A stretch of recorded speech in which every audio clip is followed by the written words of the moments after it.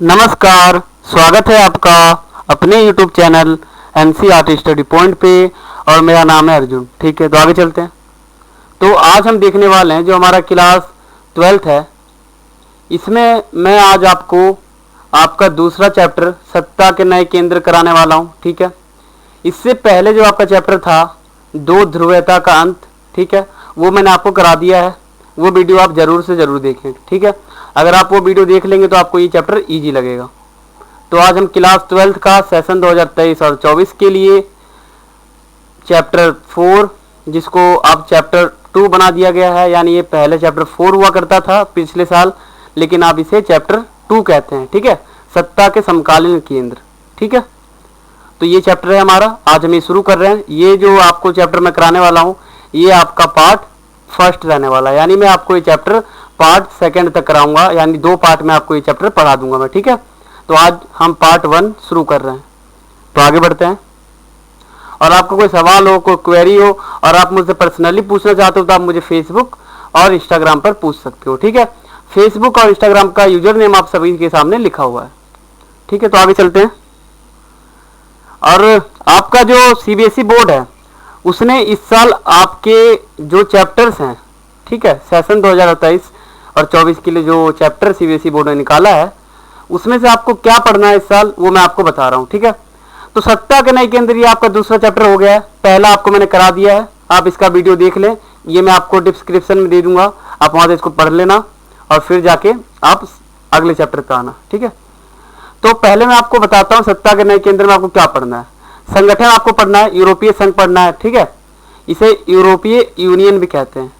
तो यूरोपीय संघ पढ़ना है, आसियान पढ़ना है, सार्क, ब्रिक्स पढ़ना है। ठीक है, और राष्ट्र में आपको रूस, चीन, इजराइल, भारत, दक्षिण कोरिया और जापान, ये आपको पढ़ना है। ठीक है, तो ये जो संगठन है ये आपको इस वीडियो में कराऊंगा सिर्फ, और जो अगला हमारा पार्ट आएगा पार्ट सेकंड उसमें मैं आपको राष्ट्र करा दूंगा। ठीक है, तो चलो आगे बढ़ते हैं।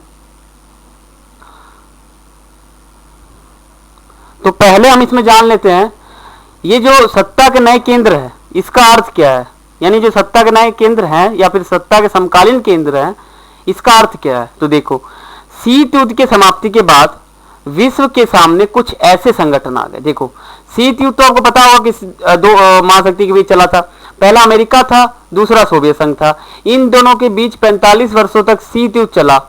ठीक है, विश्व 2 ध्रुवीय कर दिया था इन दोनों महाशक्ति ने मिलकर।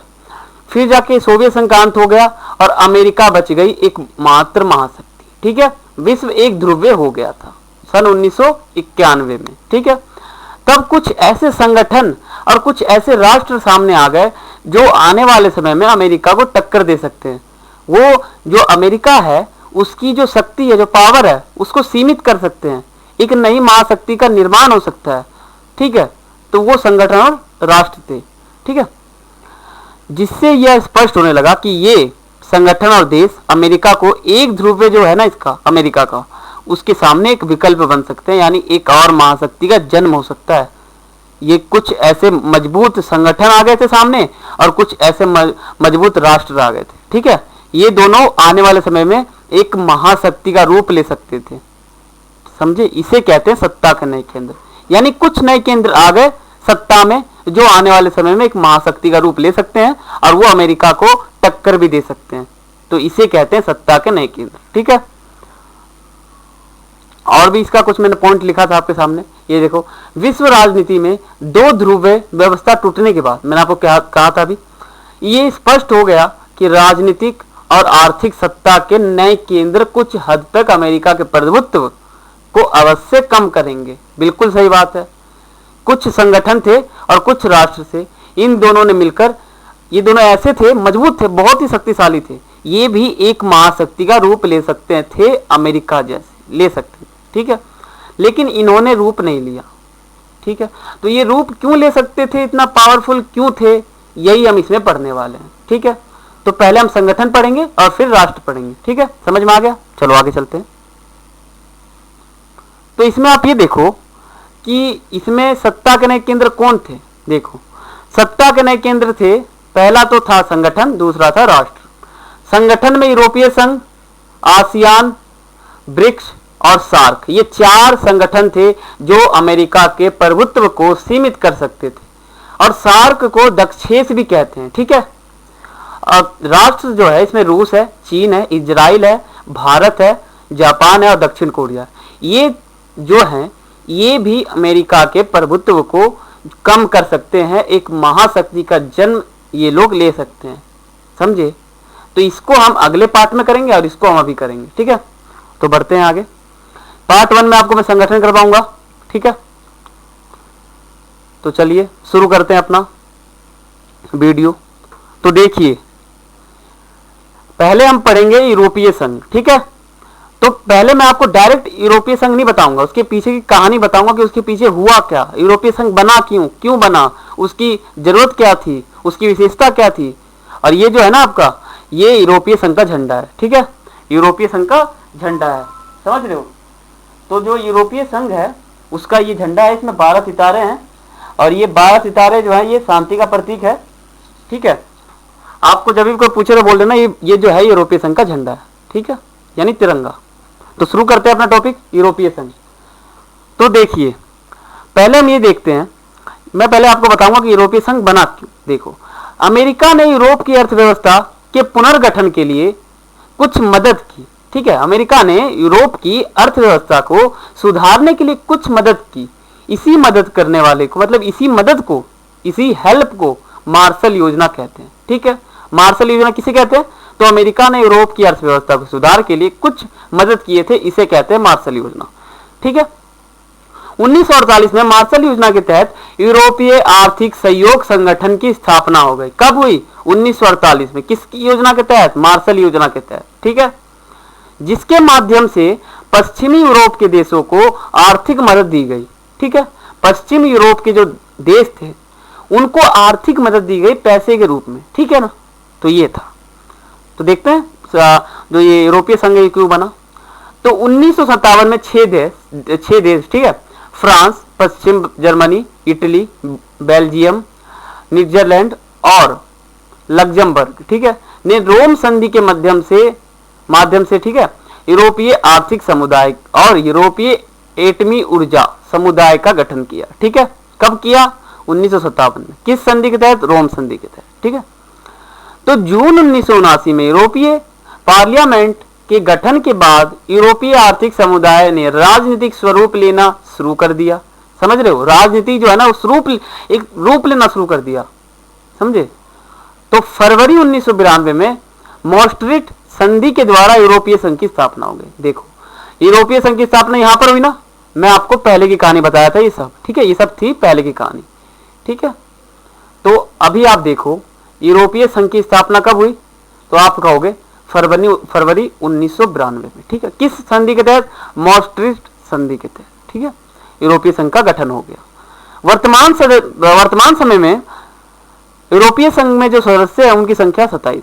ठीक है, तो आगे बढ़ते हैं। अब जानते हैं कि यूरोपीय संघ जो है इसमें शामिल देश कौन कौन से, सदस्य कौन से हैं। तो पुराने सदस्य जो है आपके ये सभी हैं और नए सदस्य आपके ये सभी हैं। ठीक है, पुराने सदस्य में आपके ये सब नाम आ जाएंगे और नए में आपके ये सब नाम आ जाएंगे। ठीक है, और वर्तमान में 27 है। ठीक है, ये आप जानते हैं यूरोपीय संघ का गठन जो हुआ है इसका उद्देश्य क्या है। तो देखो, यूरोपीय संघ का उद्देश्य क्या है, उसका स्थापना क्यों किया हमने। देखो, एक समान विदेश नीति व सुरक्षा नीति।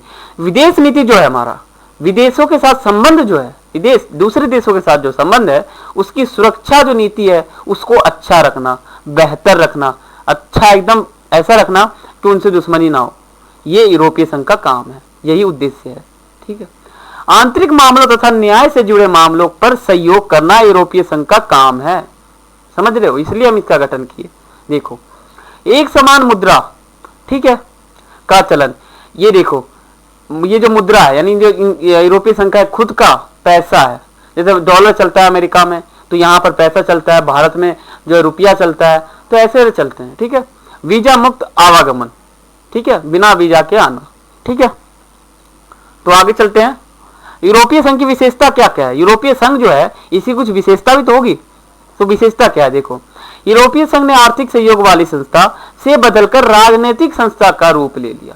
देखो, पहले ये आर्थिक था, अब ये धीरे धीरे राजनीतिक होने लगेगा। समझ रहे हो, राजनीति की ओर बढ़ेगा यूरोपीय संघ। तो आप समझना, आप एक पेन और कॉपी ले लो और नोट्स बनाकर भी लिख सकते हो, क्योंकि जब मैं क्लास 12th में था तो मैंने भी नोट्स बना के पढ़ाई की थी और फिर जाके जो है मुझे हर चैप्टर अच्छे से समझ में आया था और मुझे अभी तक मुझे चैप्टर पता है। ठीक है, तो आप भी नोट्स बनाकर पढ़ोगे चैप्टर को तो आपको बिल्कुल ईजी लगेगा। ठीक है, तो आगे बढ़ते हैं। यूरोपीय संघ एक विशाल राष्ट्र राज्य की तरह काम करता है, ये इसकी विशेषता है, मैं आपको विशेषता बता रहा हूं। ठीक है, इसका अपना तिरंगा है, अपना राष्ट्रगान है, स्थापना दिवस है और अपनी एक मुद्रा है। ठीक है, अन्य देशों से संबंधों के मामले में भी इसके काफी हद तक साझी विदेश और सुरक्षा नीति बना ली है। ठीक है, ये इसकी विशेषता है। ठीक है, तो आगे चलते हैं।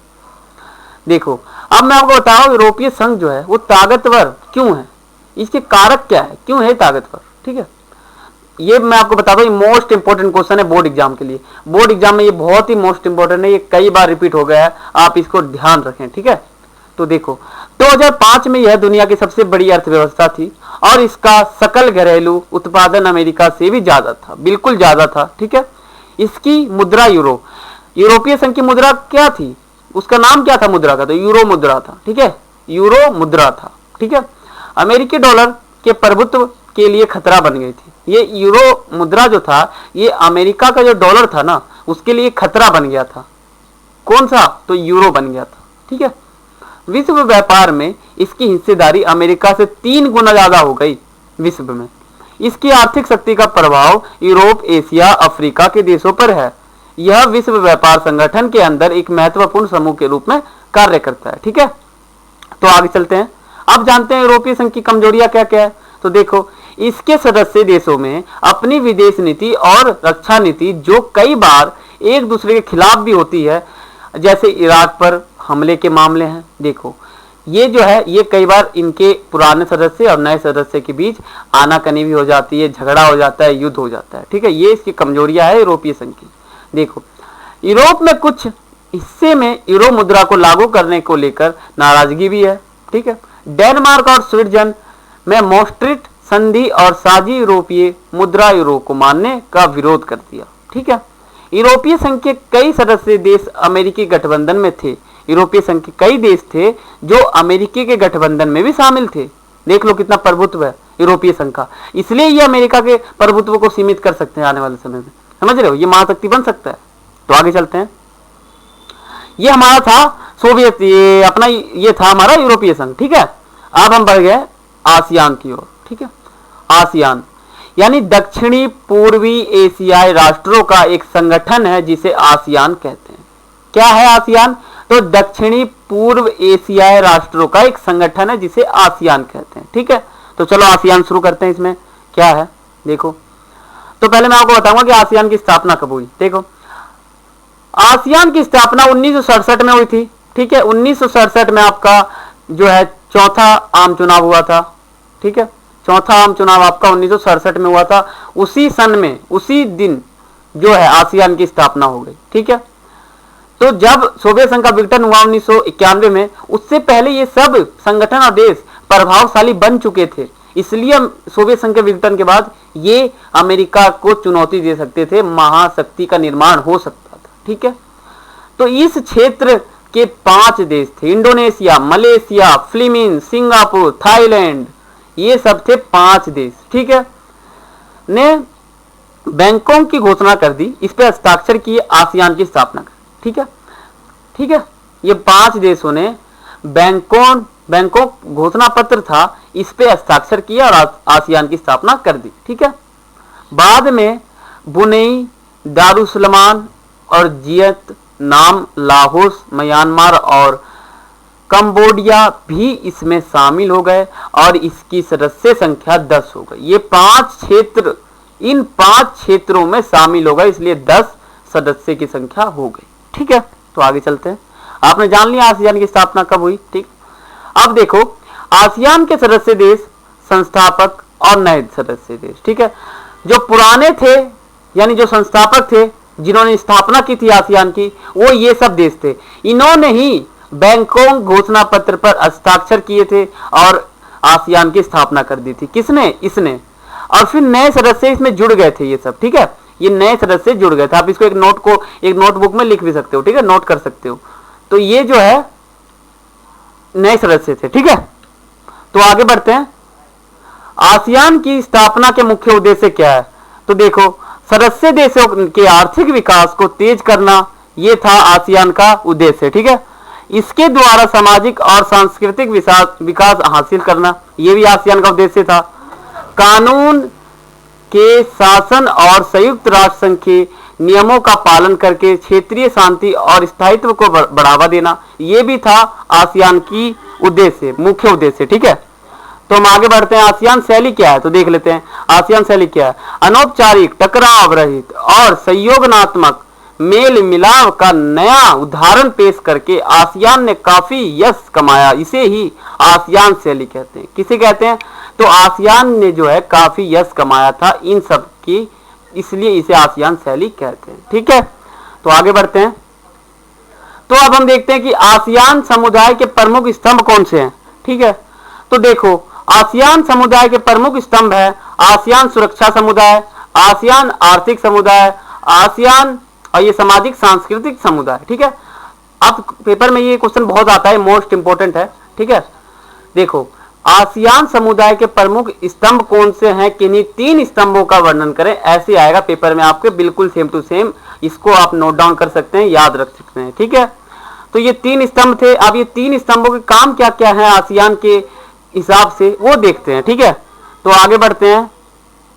ठीक है, तो देखो, जो हमारी ये देखो, आपको एक दिखाता हूं, आपका जो आसियान सुरक्षा समुदाय है, आसियान आर्थिक समुदाय और सामाजिक सांस्कृतिक समुदाय, तो पहला जो समुदाय है हमारा, इसका क्या काम है? देखो, आसियान सुरक्षा समुदाय क्षेत्रीय विवादों को सैनिक टकराव तथा, ठीक है, सैनिक टकराव तक ले जाने की सहमति पर आधारित है। ठीक है, यह है मतलब कि किसी का लड़ाई हो जाए आसियान में सदस्य की, तो उसमें सुरक्षा का देख रखाव वही आसियान सुरक्षा समुदाय का। इसका काम क्या है? सुरक्षा करना। किसमें? आसियान है, उसमें शामिल जो देश हैं 10 के 10, उनके बीच में अगर कोई वाद विवाद हो जाए, कोई टकराव हो जाए, कोई युद्ध की संभावना जग जाए, तो उनके बीच में सुरक्षा कायम करना ही आसियान सुरक्षा समुदाय का काम है। ठीक है, आसियान आर्थिक समुदाय का उद्देश्य क्या है? आसियान देशों का साझा बाजार और उत्पादन आधार तैयार करना तथा इस क्षेत्र के सामाजिक और आर्थिक विकास में मदद करना है। यही है किसका काम? आर्थिक समुदाय, आसियान आर्थिक समुदाय। ठीक है, आसियान सामाजिक सांस्कृतिक समुदाय का क्या उद्देश्य है? इसका उद्देश्य है कि आसियान के जो देश है उनके बीच टकराव की जगह बातचीत और सहयोग को बढ़ावा देना। ठीक है, मतलब कि आसियान के जो 10 सदस्य देश हैं उनके बीच जो टकराव है उनको खत्म करना और बातचीत करवाना, यह है किसका काम? आसियान सामाजिक सांस्कृतिक समुदाय का काम। ठीक है, तो आगे चलते हैं। हमारा नेक्स्ट टॉपिक है, देखो, आसियान क्षेत्रीय मंच क्या है? ऐसे पेपर में आता है। तो देखो, 1994 में आसियान क्षेत्रीय मंच की स्थापना की गई। ठीक है, 1994 में आसियान क्षेत्रीय मंच की स्थापना की गई, जिसका उद्देश्य सदस्य देशों की सुरक्षा और विदेश नीतियों में तालमेल बनाना है। यह है क्या? आसियान क्षेत्रीय मंच। ठीक है, आसियान एक क्षेत्रीय मंच बन चुका है। क्यों बन चुका है? तो मैंने आपको बता दिया। अब हम बात करते हैं कि आसियान की उपयोगिता और प्रासंगिकता क्या है। ठीक है, तो देखो, आसियान की मौजूदा आर्थिक शक्ति खास तौर से भारत और चीन जैसी तेजी विकसित होने की एशियाई देशों के साथ व्यापार निवेश मामलों में प्रदर्शित है। ठीक है, सेवाओं के मामले में है।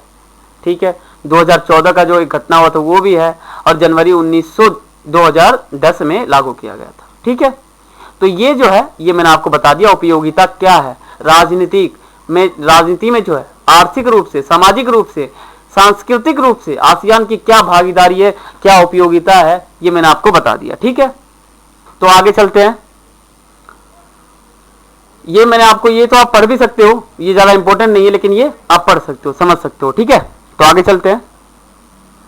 तो अब हम देखते हैं, और ये भी इसी का पॉइंट है, ये मैंने आपके लिए लिख रखा है, आप इसको आगे तक पढ़ सकते हैं। ठीक है, इसमें बहुत सारे डेट आएंगे, बहुत समय आएगा, बहुत व्यक्ति का नाम आएगा और बहुत सारे सम्मेलन होंगे इसमें, तो आप उसको नोट डाउन कर सकते हो, याद रख सकते हो। ठीक है, तो अब हम बात करते हैं सार्क।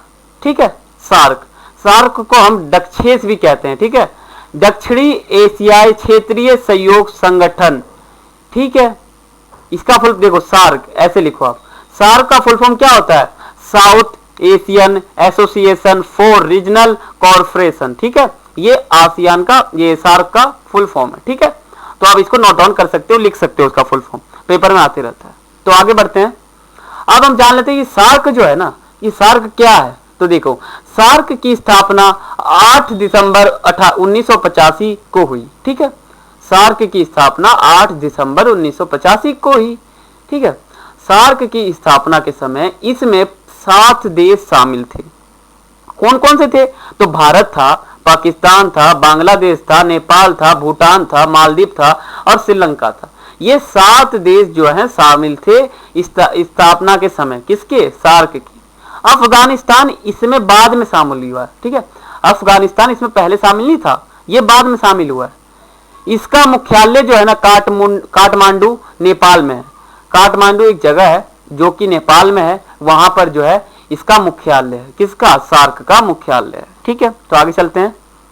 अभी जानते हैं कि सार्क के उद्देश्य क्या क्या है, इनका काम क्या है। देखो, दक्षिण एशिया के देशों में जनता के विकास एवं जीवन स्तर में सुधार लाना, ये सार्क का काम है।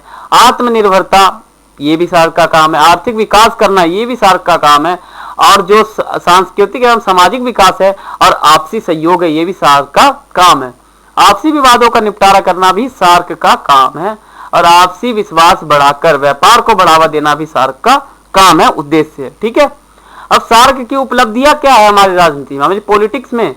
ये जो सार्क है, इसकी उपलब्धियां क्या क्या है? देखो, भारत व पाकिस्तान के बीच तनावपूर्ण संबंधों के बावजूद भी द्विपक्षीय स्तर पर समक्ष और सहयोग को बढ़ावा देने के लिए छोटे देशों के लिए अभी भी उपयोगी संगठन है। समझ रहे हो? इन दोनों के बीच, भारत पाकिस्तान के बीच जो सीमा विवाद है, जल विवाद है, इन सबको छुटकारा के लिए सब अभी भी है।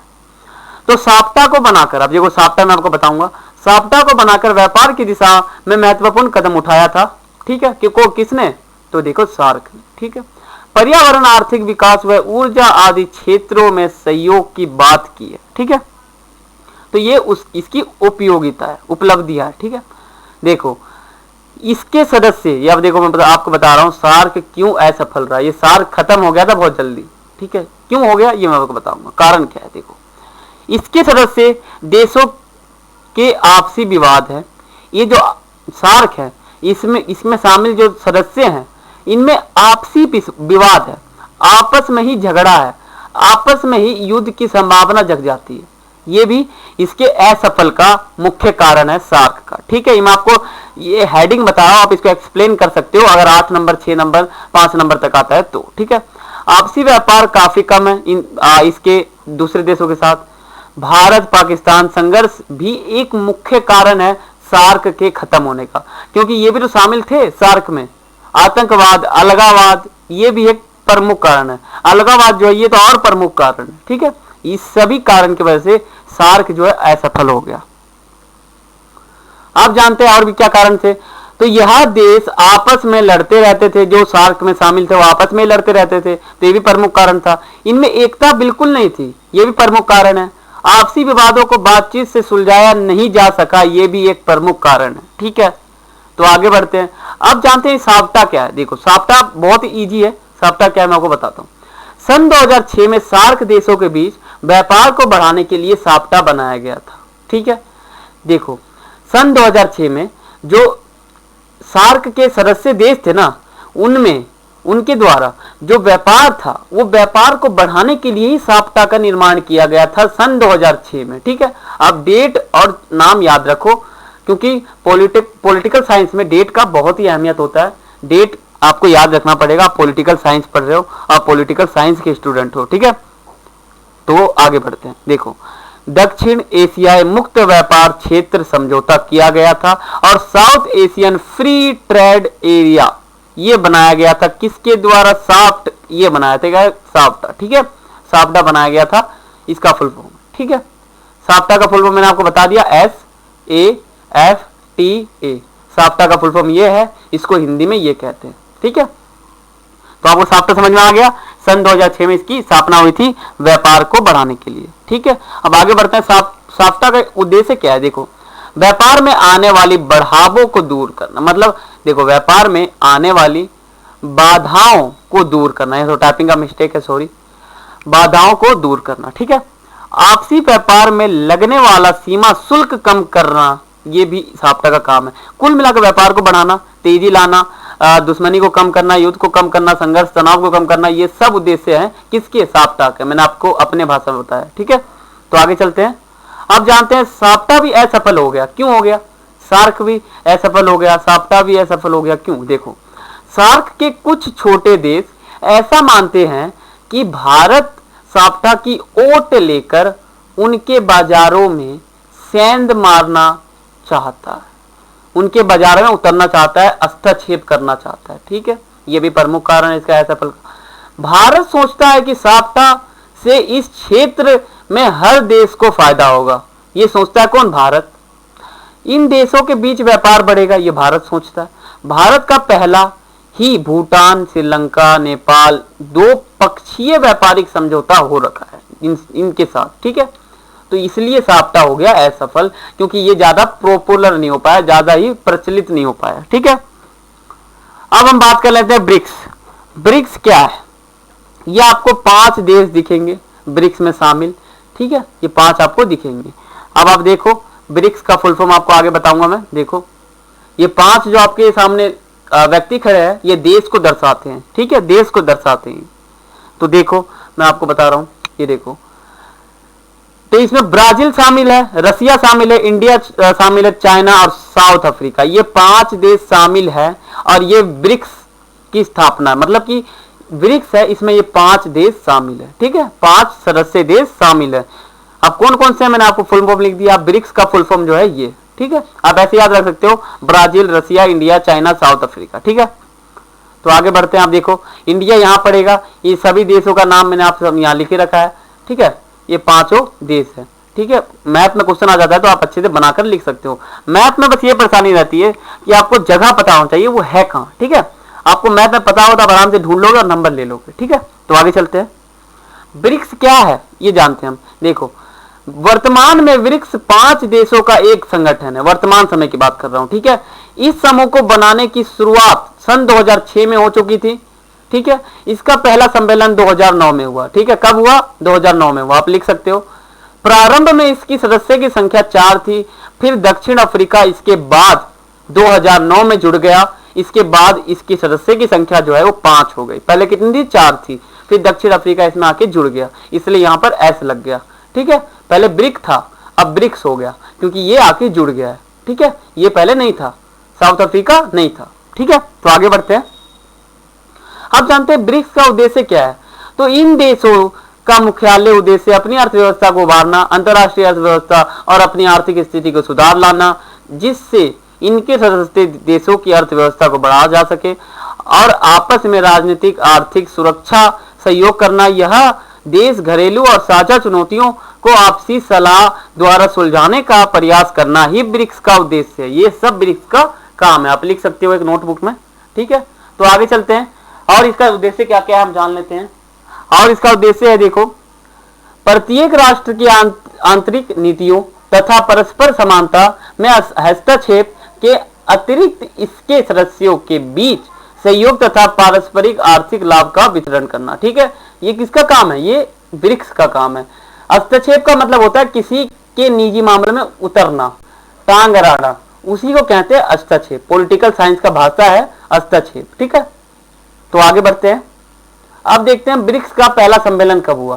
तो इसका पहला सम्मेलन 2009 में हुआ, मैंने आपको बताया था। यह सम्मेलन जो है हुआ था रूस में, ठीक है। 16 जून 2009 में हुआ था रूस में, ठीक है। भारत की तरफ से उस समय के प्रधानमंत्री मनमोहन सिंह थे, इसमें शामिल हुए थे, ठीक है। ये जो पहला सम्मेलन हुआ था ब्रिक्स का, इसमें भारत के प्रधानमंत्री थे मनमोहन सिंह, ये जाके शामिल हुए थे सम्मेलन में 2009 में, ठीक है। तो आगे चलते हैं। और ब्रिक्स का 11वां सम्मेलन 2019 में ब्राजील में संपन्न हुआ था, जिसकी अध्यक्षता, मतलब जिसके अध्यक्ष थे ब्राजील के राष्ट्रपति जायर बोल्सोनारो, ये थे, ठीक है। ब्रिक्स का 12वां सम्मेलन 2020 में हुआ था, रूस में ऑनलाइन आयोजित किया गया था, क्योंकि 2020 में कोविड-19 का समय था, उस समय कोरोना वायरस चल रहा था, इसलिए 12वां सम्मेलन जो है 2020 में चलाया गया था रूस में, ठीक है, ऑनलाइन किया गया था आयोजित, क्योंकि उस समय कोरोना का समय था, कोविड-19 चल रहा था, ठीक है। विश्व राजनीति में ब्रिक्स अंतर्राष्ट्रीय स्थिरता को बनाए रखने और वैश्विक आर्थिक विकास को सुनिश्चित करने और बहुध्रुवीय दुनिया का एकजुट केंद्र बनने में महत्वपूर्ण योगदान दे सकता है, ठीक है। ये है अपना 12वां और 11वां सम्मेलन, इनकी खासियत है ये, ठीक है। तो आगे बढ़ते हैं, अब जानते हैं कि ब्रिक्स का 13वां शिखर सम्मेलन कब हुआ। तो 13वां सम्मेलन जो है ब्रिक्स में हुआ था 9 सितंबर 2021 को, ठीक है। ये हाल ही में हुआ है, ज्यादा इसका समय नहीं हुआ, आप इसको पढ़ सकते हो और एक नोटबुक पे लिख सकते हो, ठीक है।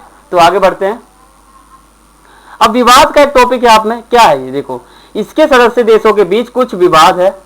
भारत, ये देखो ब्रिक्स के बता रहा हूं आपको, भारत और चीन के बीच सीमा विवाद, OBOR को लेकर विवाद है। चीन और पाकिस्तान की नजदीकियों को लेकर विवाद है। चीन और ब्राजील में जो है मुद्रा से संबंधित भी एक समस्या, ये सब जो है विवाद का एक टॉपिक है, एक मुद्दा है, ठीक है, एक शीर्षक है। तो हम आगे बढ़ते हैं, अब तक हुए ब्रिक्स के टोटल सम्मेलन कौन कौन से हैं देखो। तो आप समझ गए हो, ये जो संगठन है ये आने वाले समय में अमेरिका को टक्कर दे सकते हैं, बहुत टक्कर दे सकते हैं। तो ये बहुत ही पावरफुल संगठन है, ठीक है। तो इसके जो है आज तक में 10 और ये 13 सम्मेलन हुए हैं, ठीक है। आपके सामने डेट लिखा हुआ है, तो आप इसको नोट डाउन कर सकते हो, ठीक है। तो आगे बढ़ते हैं, हमारे चैनल का नाम है NCERT स्टडी पॉइंट, और अभी तक हमारे चैनल को सब्सक्राइब नहीं किए हो आप, तो आप सब्सक्राइब करो, बेल आइकन पर क्लिक कर लो, और वीडियो अच्छा लगा हो तो आप लाइक करो, ठीक है, और जितना हो सके उतना शेयर करो और कमेंट करो, ठीक है। और मैंने आपको बता ही दिया कि जो है ये जो हमारा चैप्टर है इसमें संगठन और राष्ट्र के बारे में हम लोग पढ़ेंगे। तो मैंने संगठन का आपको पढ़ाई दिया है, अब राष्ट्र की बारी है, वो मैं आपको पढ़ा दूंगा 5 सेकंड में। आप इस चैनल को सब्सक्राइब कर लें और बेल आइकन पे क्लिक कर लें, ठीक है। तो आप समझ गए होंगे कि जो हमारा संगठन है ये आने वाले समय में अमेरिका के प्रभुत्व को सीमित कर सकते हैं, उसके प्रभुत्व को बंद कर सकते हैं, अपना वर्चस्व कायम कर सकते हैं, ठीक है। तो आज के लिए इतना ही था। वॉचिंग सभी को, जय हिंद, जय भारत।